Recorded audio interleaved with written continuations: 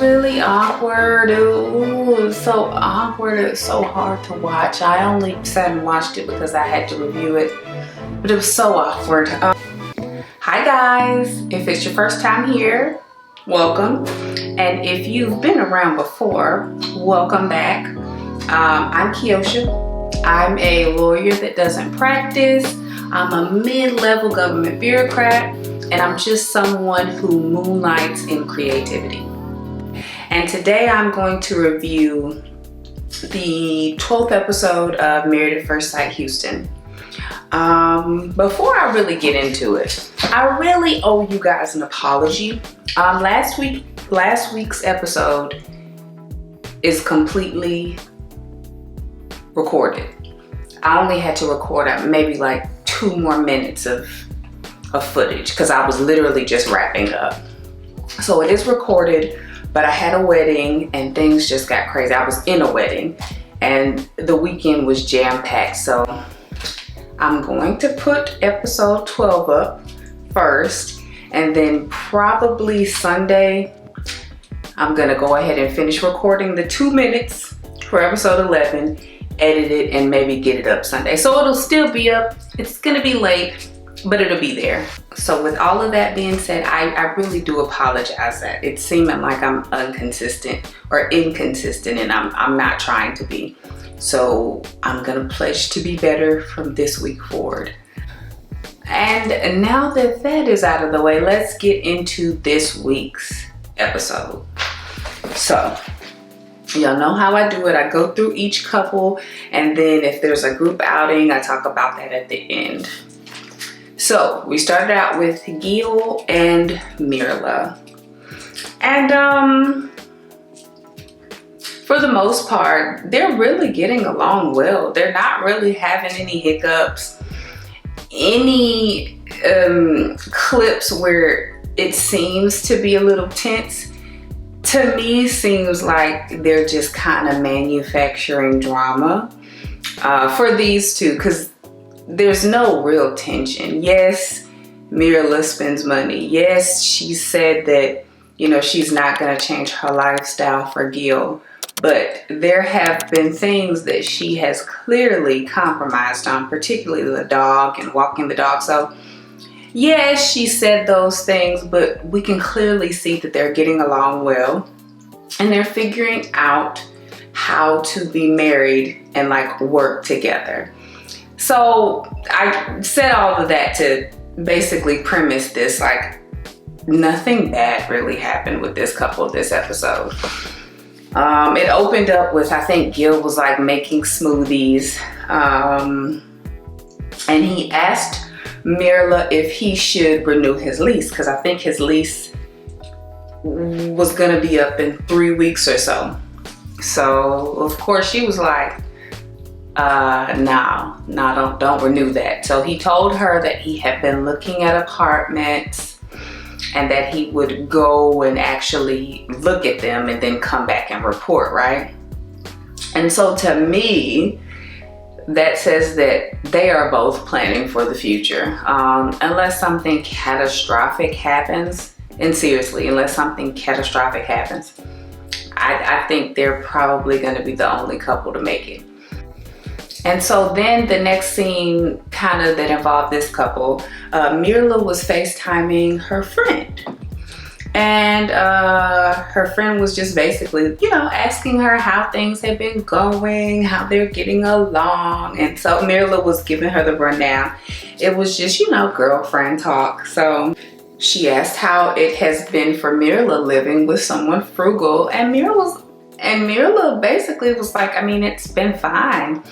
And actually he has his things that he's a little bougie about, so things have been really good. So the friend basically asked her how things have been going, like how has life been living with a frugal person? And Myrla just told her that things have been good. Like he has his things that he's, frugal about, but for the most part, he really doesn't care.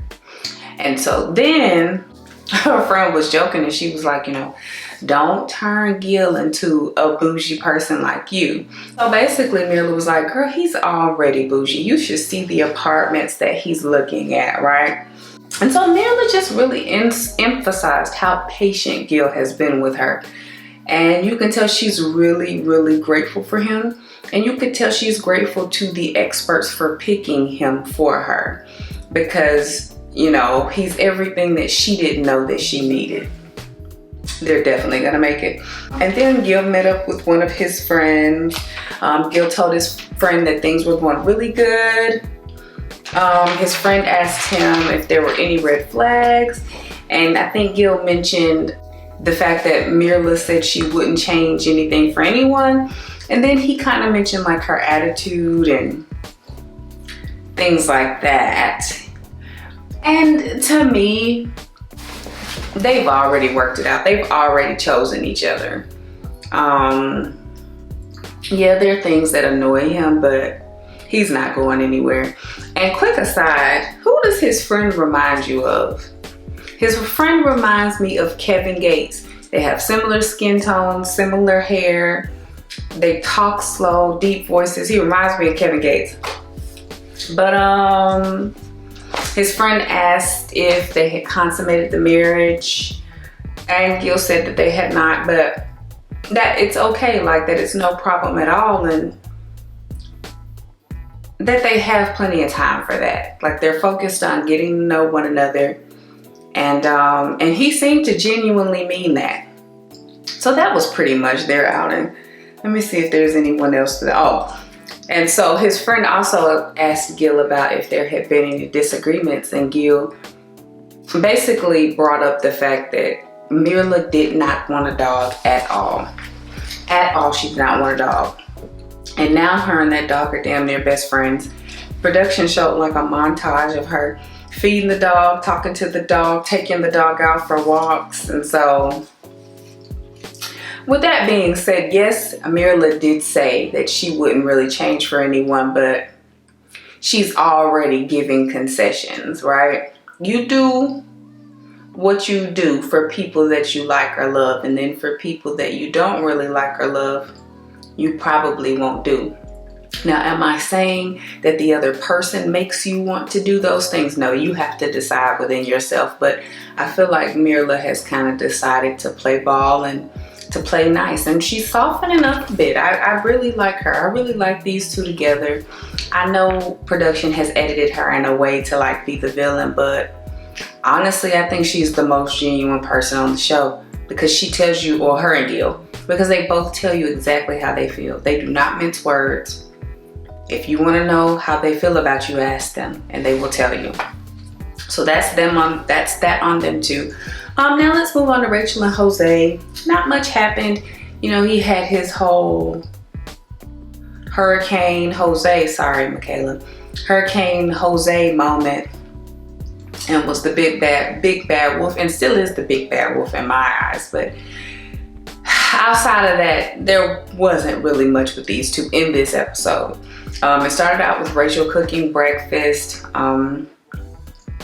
She was talking about like how she doesn't like cooking breakfast because it takes too long and she's impatient. It was just a bunch of, you know, mush. It was just a bunch of mush, you know. I was like, what are y'all talking about? And then it comes up like things or firsts that they are going to do together. And so, and just how they're excited about being able to have a lot of firsts together.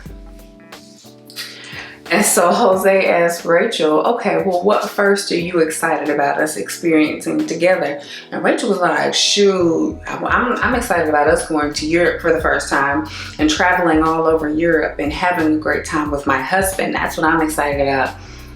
And Jose kind of had to pick his face up, but he played it off. And so she was like, well, what are you excited about? Do y'all know this man said he's excited about taking a road trip with his wife across Texas? I don't feel like I need to say anything else with that. I'm gonna just let that sit there and I'm gonna let that simmer. So then they go to a winery, and I think that's the same winery that Gil took Myrla to. And Rachel, the conversation came up, and Rachel was just kind of trying to get Jose to see that yes, they're both about to experience a lot of changes with regards to like the marriage moving forward, but that she's really gonna feel the brunt of those changes because, you know, Jose gets to go to his own house. Jose gets to go to his own castle. Jose gets to go to where he is comfortable. Rachel, on the other hand, you know, she's said she's known for being independent. She has to leave her place, go and move in with this man who has locked her out of the house, by the way, a house that they didn't even own together, that their leases, their names probably aren't even on the lease. Probably it's somebody in production.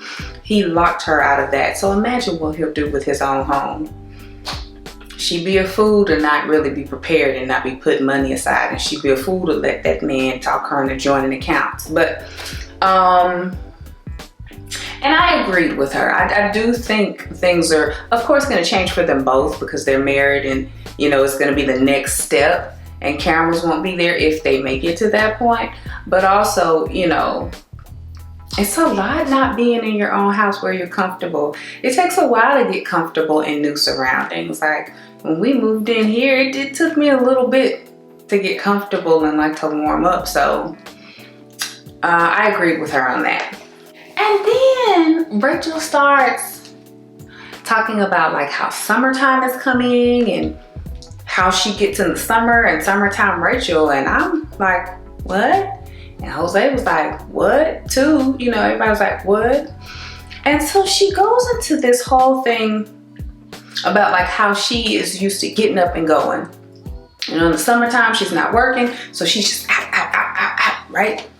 And you know, if she is forced to stay in the house, she's not gonna be a happy camper. And Rachel is saying all of this. And, you know, she's probably not gonna have the best attitude. And I'm looking confused, and Jose looked really confused too. And it was just kind of like, where are you getting at, Rachel? What is it that you are trying to say? Are you trying to say, in maybe a passive-aggressive way, are you trying to say that, or are you trying to tell Jose that if he wants to be frugal and if he wants to be cheap, he can stay at home by himself? But when it comes to you, you're gonna be out in these streets. Like, is that what you're trying to tell him? Like, he can sit and not spend money at home by himself, but as far as you're concerned, you're gonna be out. It's kind of what I felt like she was saying, but not saying, but that she wanted to say. Rachel, say it with your chest. Say how you feel. What do you have to lose at this point? Like, well, I mean, he could blow up on you, but then you know not to marry him, which you should know not to marry him anyway. I'm confused myself. So, you know, Jose definitely looked concerned, and he did say in his confessional that he was in fact concerned. So we'll see what happens with Summer Rachel. Yeah, so let's move on to Brett and Ryan. And to me, you know, they just didn't have a chance from the beginning. As soon as he saw her in her red hair and he started talking to her, his brain turned off. And I feel bad for Brett, but she knows. You could tell she had been coming to the realization. You couldn't tell me that she wasn't coming to the realization. And this episode, it is really hitting her that he's just not into it. And so Brett met up with her friend, and she was trying to explain to her friend what is happening and how Ryan is not into it, and how Ryan just, you know, he's just not in it to win it. And then at the same time, Ryan was meeting up with Zack to, what were they doing? I guess just to like vent. They were doing something. I can't remember what they were doing. And Zack brought up a really good point. Zack asked Ryan,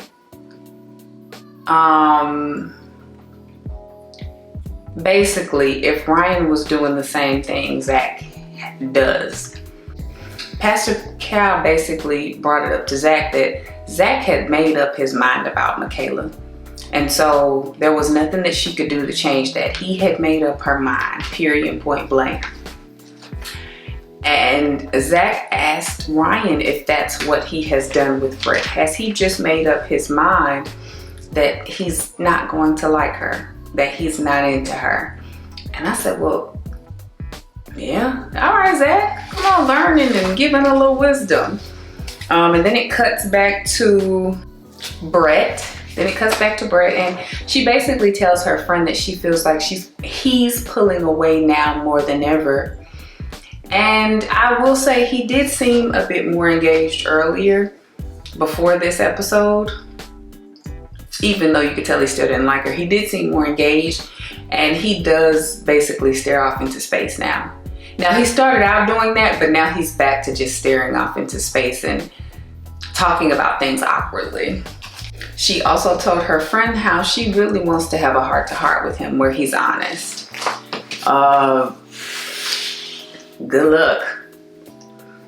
And so then Ryan went to meet up with his sister, and his sister asked him how things had been going, and he just, oh, it's been fine. She's so nice. She's so great. And it's just like, say how you really feel, right? And so he did mention how he did mention her cleanliness or tidiness or lack thereof. And do you know these people, these petty people in production walked around and showed the mess that she had made? And so of course he said that was something that bothered him.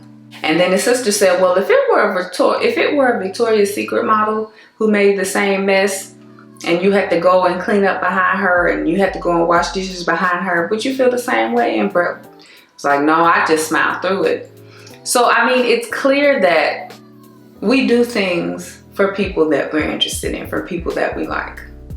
We make concessions for people that we don't like. If they breathe the wrong way out of their right nostril, we hate them, And it's just a perfect example of what's happening here. Brett wouldn't be able to do anything right in his eyes because he doesn't like her. And then he told his sister that he is afraid to tell Brett how he really feels because of their upbringing, and they weren't emotional and they didn't really express feelings, which I could get that. I get that if you carry that, if you have never been that person to do that. I can understand how challenging it could be.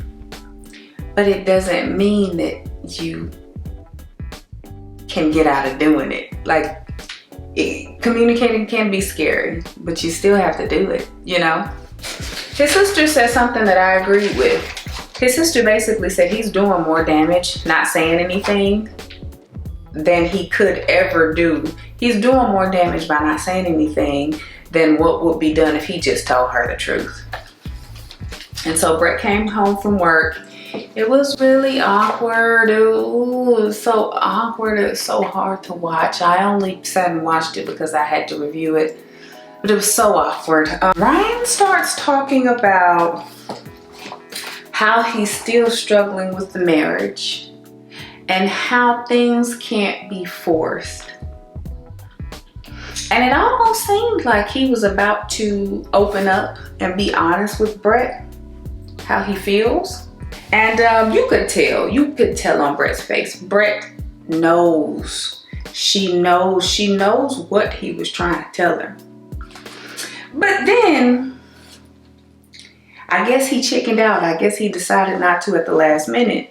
And then he starts mumbling. I don't know, y'all. He started mumbling about something random. Oh, sleeping in the other guest room instead of sleeping in the living room on the couch or something. And you could tell Brett was so irritated. She literally just was like, whatever. And she just walked off. And Brett is not the type of person to make it easy for you. If there's something on your mind, Brett wants you to say it. She's not going to help you. And I'm like that too. What's up? Say it with your chest. How do you feel? I'm not going to give you breadcrumbs. I want you to say how you truly feel. Because I don't want to influence you at all. Tell me how you feel. So I agree with Brett on that. And so that's basically it with them. And then we have Michaela and Zack, and then we'll finish up with Bao and Johnny. So Michaela and Zack, it opens up with them in this really cool place with this really cool game with like these human-sized bubbles that you get into, and you essentially play games or you just try to knock each other over. It looks so much fun. I absolutely want to play it. I don't want to play it like with my man, just me and him, because he is bigger than me. And I'd have to like catch him off guard to be able to knock him down. But I would like to play that game with like a group of people where the teams are kind of evenly matched size and maybe strength wise. That would be so much fun. I don't know, like will we play kickball, will we play soccer like they did? That would be so much fun. I want to do that. I need to find if there's a bubble place anywhere around here.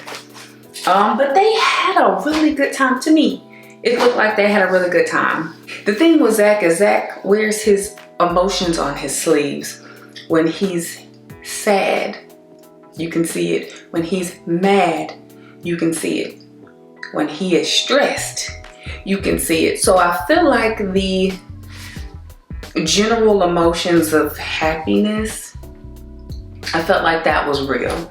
And so, you know, they finish up and Zack asks Michaela, you know, what was the highest point in our marriage? And Michaela mentioned when he came back home from quarantining after the honeymoon, after COVID. And then she asked him what was his favorite moment. And I think he mentioned the wedding and like his family being there and just really being caught up in that joyous moment. And the question came up, you know, how can they get back to that feeling?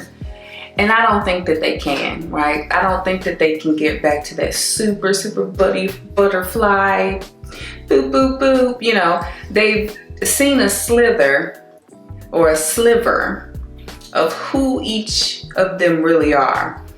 And so I don't think they can slip the rose-colored glasses back on. I don't think that's a bad thing. If I really believed that this couple was gonna make it work, and if I really thought they were gonna stay married, I would say that, you know, they could absolutely come back from where they are. They just have to communicate and keep taking it day by day, right? Is that gonna happen? You know, probably not. But they could. They could if they really wanted to. They could if they really, really wanted to make it work. And so Michaela went out with her sister. And I will say, Michaela does seem to be learning. They both do. She really seems to be learning on the fly. And I like that. I like that she's taking in information and she's not only retaining it, she's digesting it, she's comprehending the information, and then she's moving forward with that new information base. I like that. She said a lot of the things.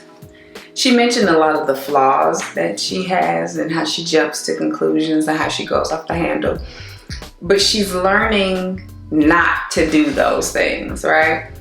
And then she told her sister that basically her and Zack have gotten to the point where Zack is now comfortable just kind of being himself around her. Whereas initially he was tiptoeing and nervous, now he's just like, girl. And you can see that. You can absolutely see that. And then her sister goes, I mean, so when are the babies gonna come? And I thought that was the most hilarious, annoying thing she could have said. It was so funny, but it was equally annoying. Michaela was just like, oh girl, yeah, about that. We need to get on track, right? Before we think about any of that. And so it jumps back to the house and they're hanging photos. And they wrote poems. And Michaela's poem was really heartfelt and Zack's poem was hilarious. It was still heartfelt, I thought though, but it was hilarious. Basically in the poem, it was kind of Zack's first time expressing love towards her and like super, super fond feelings towards her. So I said, okay, that's a step in the right direction. I like where it's going. I wish it would continue. I really do. But I don't believe it will. Like I said, they're too volatile. And while I do think they both are learning, I think that it's gonna take one more thing for Zack to be completely done. And you know, even with learning about yourself and growing, you don't snap your fingers one day and then you're a different person. I'm talking about Michaela. You can make up your mind that you're gonna change, but you can't snap your fingers and then that change has occurred. It takes time. And I don't think Michaela has enough time to really be able to evolve. And so, of course, I think she's gonna have a couple more blow-ups, of course, you know? And like I said, it's just gonna be the last straw for Zack. He is going to be done, okay? So that's that on that couple. Now let's move on to Bao and Johnny. I cannot stand Johnny. I cannot stand Johnny. To me, him and Jose are on similar levels, but he might actually be worse than Jose. I think Johnny is worse than Jose because Johnny can't even fake the funk. He can't even hide his disdain for her. But let's get into it, shall we? And so it opens up with Bao basically talking, I think maybe it was a confessional type thing, trying to figure out what she needs to do to woo her husband. Yeah. Then it cuts to them making bolognese together. Bolognese together. She asked him how he feels about the relationship, and Johnny said, you know, he's like 50-50 right now, and you could kind of see Bao's eyes jump a little bit like, oh, 50-50. He asked her what she likes doing together as opposed to alone, and what she likes doing alone as opposed to doing things together with a partner. And she said chores. And you could just see his face kind of melting a little bit. You could see his face melting. And he was just bit by bit losing his composure. Yes, she said chores. And then she mentioned like her special drawer, I'm guessing where she has her sex toys, you know. And Johnny was just like, oh, you know, can I join in on that? I'm awkward. I'm losing my vocabulary because I'm so uncomfortable. And so they started playing Truth or Sip. And Bao said, well, Johnny, what would be your decision on decision day? And Johnny took that drink to the head. So we already knew how this episode was gonna go. And so she said, you know, of course she still wants to be married. She said she's putting her all into it because in her past relationship, she's ended them all. So she definitely has a chip on her shoulder, and she has something to prove to herself that she can be in it for the long haul. And then they sit down to eat, and it was like bon appetit. And then Johnny started eating the food. And to me, I think he thought it was absolutely disgusting. But he said it was good, you know, and then everything just goes downhill from here. Again, he asked Bao if she was giving 100% of the relationship. And before she could even really get that out, he just starts going off. His face gets his signature red, and he just loses his mind, okay? Johnny basically said that he wants more grand gestures, right? She was trying to explain to him and list out, you know, the things that she does for him on the day-to-day, and he just wasn't having any of it. And most of the time, it's the small things that kind of keep you going, and the small things that someone does for you that makes you think about it, you know, randomly at work and be like, man, that person really loves me. But no, he wasn't having any of it. He was like, I need more grand gestures. I need you to initiate. I need you to do this and I need you to do that. And it's just kind of like, well, what are you doing? What are you gonna do? This whole time, all of this vitriol was focused towards Bao, but it's just kind of like, my guy, what about your weight that you need to pull in this relationship? What about what Bao wants? What about what Bao needs? It's just, he is such a selfish person. And I have a breakdown, but I'm not there yet. Yeah, he wants her to take the initiative, and it's like, well, didn't we talk about in the other episodes how she's the one who always makes the moves anyway? With sex, touching, cuddling, isn't she the person that initiates that? So what are we talking about here? Like, how much more initiative are we talking about? Bao basically starts to express her frustration because she feels like all he does is complain. And I didn't see a lie there. And then she goes, so, I mean, why are you getting mad? You know, what's up? And then he fires back with questions about compatibility and then just basically blows up and begins or commences gaslighting, right? And manipulation, and just, he was just really nasty. And so it cuts to Bao going, you know, in a weird way, I feel like I'm going to have to be the strong one in this relationship. And I just don't think that's fair. I think in every relationship, both partners should try to give it their all, right? Even in friendships. But there are going to be times when, say, one friend or one partner starts going through something, and then the other person has to pick up the slack, right? And then it switches. And maybe this partner starts going through something and this person now needs to pick up the slack. And then sometimes it evens out, but it's always a bit of give and take, right? In this particular situation, I absolutely agree with Bao. She's gonna have to be the strong one, the level-headed one, the one that gives all the effort, the one that does everything. Because, I mean, that's what we're seeing. He clearly does not like this woman. And I mean, like, not like in a romantic way. Like, he does not like her personality. He does not like her being. And I just feel so bad for her. That has to be so hurtful, to have someone constantly playing in your face and being nasty to you every day.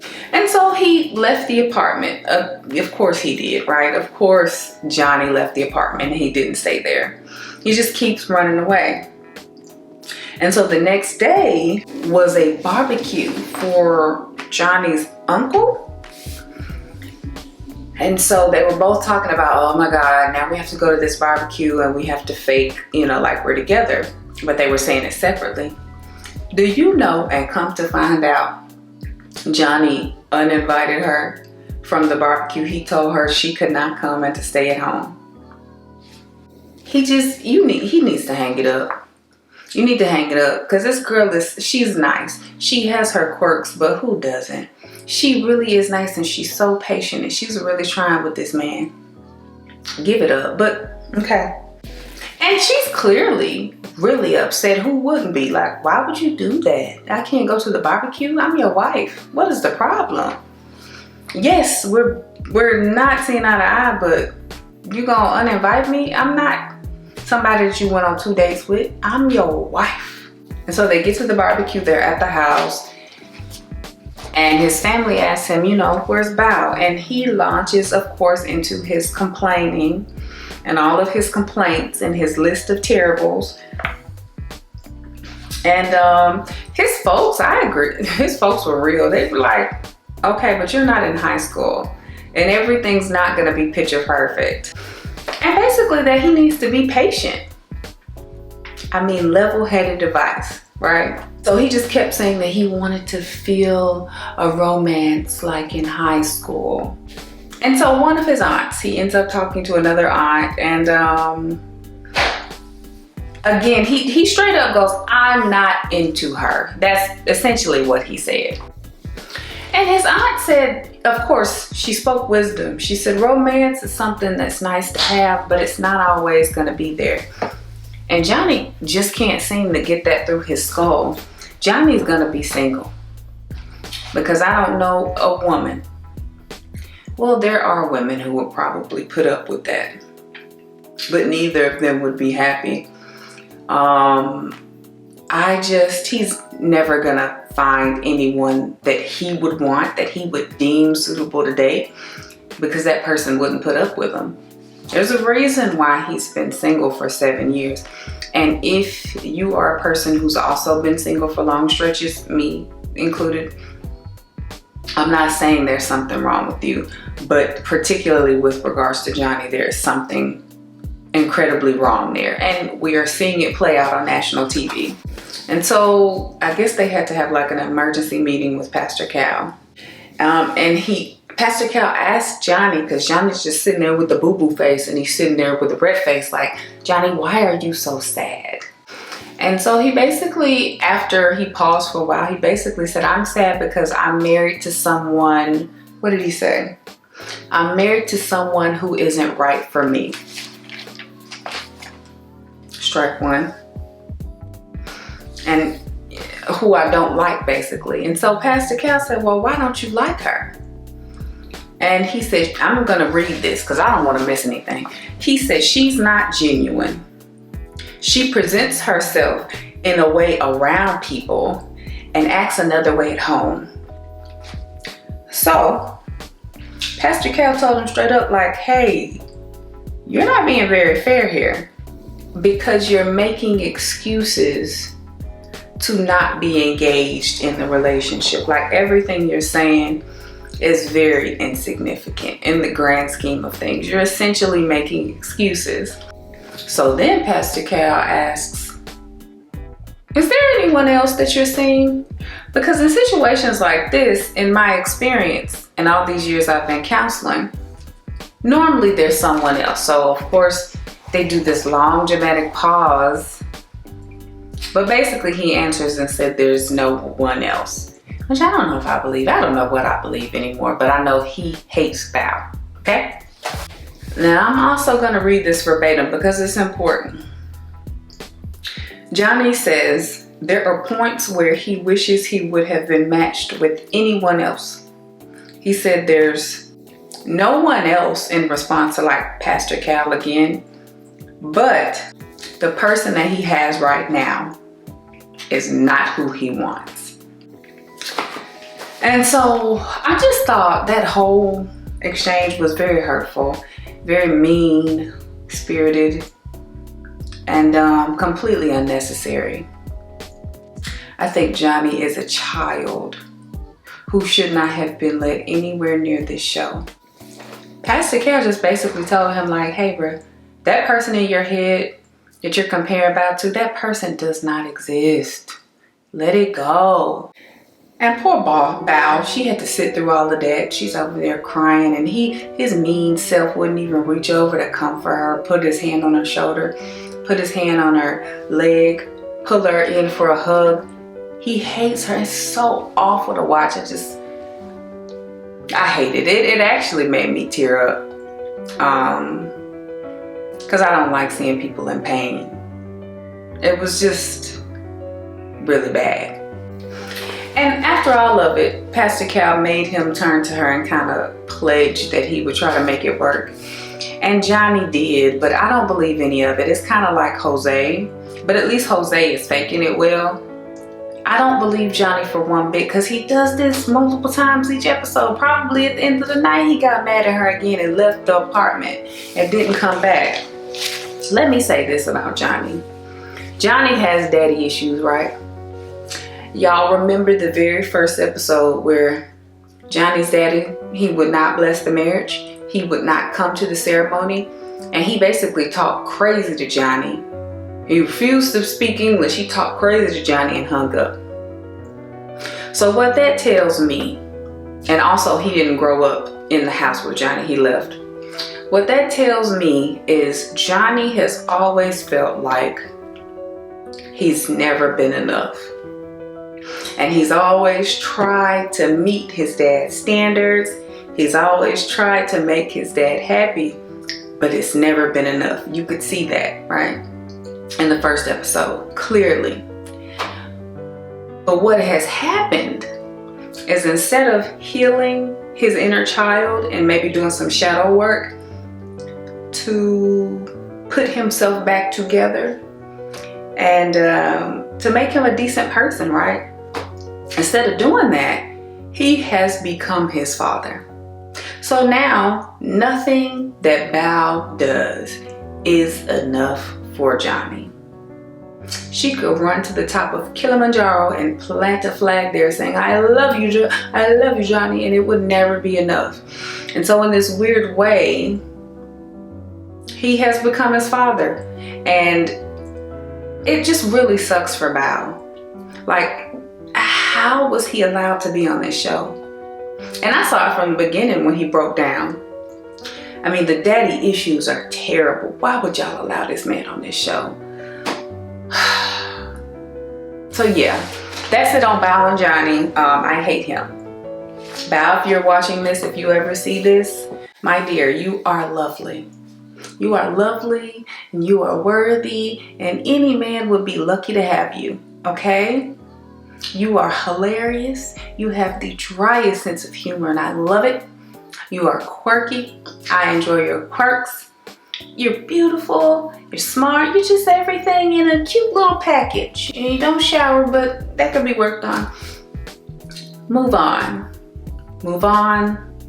Move on.